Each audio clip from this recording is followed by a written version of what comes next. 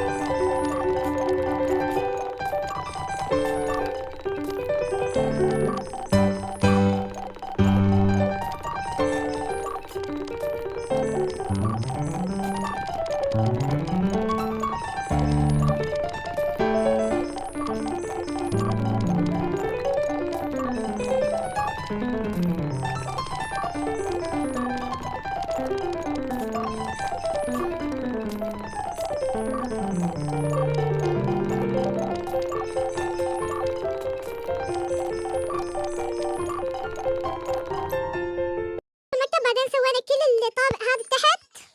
اوكي هلا رح نروح نعمل جولة سريع. طلع كتير كان التصميم حلو ونيق جدا. اوكي وهلا تعالوا نروح نطلع لفوق نفرجيكم الطابق الفوق. وطبعا هلا وصلنا اجى الاسانسير. طبعا هذا هو الطابق الثاني حالة لكم اياه كلياته. اوكي هذا المطبخ، هاي كل اشي. وطبعا هذا هو الطابق الثاني كان كتير حلو. تعالوا نروح نعمل غدا مع بعض. يلا تعالوا نروح نتغدى مع بعض ونعمل غدا. طبعا هلا رح نعمل غدا. اللي بيحكي انه انتوا يوتيوبرز الغدا لا احنا نعمل بالبيت وبالبرا عادي. اوكي احنا هلا رح نروح على نور وانتي اشتغلي حالك. اوكي هلا رح اعمل الغدا. رح اعمل سباجيتي.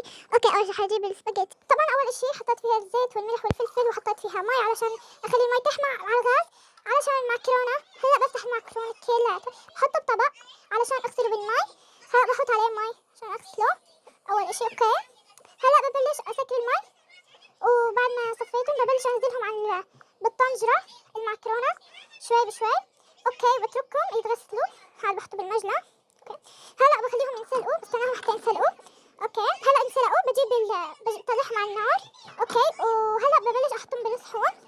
هلا نزلت السباجيتي. هلا هاي كمان بحطها بالمجلة. اوكي وهلا بجيب البندورة صوص البندورة. اوكي هلا اول شي بحط الكاتشب على المعكرونة. اوكي هلا بعد ما حطيته بحط عليه صوص البندورة. اوكي طلع شلون صارت المعكرونة وبس هيك يعني سلقتها. هلا هي بحطه بالثلاجة. هلا رح ناديهم. اوكي ياكلوا. يلا تعالوا نروح ناكل. اوكي وهلا رح نحكي لكم انه بس هذا كان فيديو اليوم. ان شاء الله يكون عجبكم. حطوا لايك وشير وباي.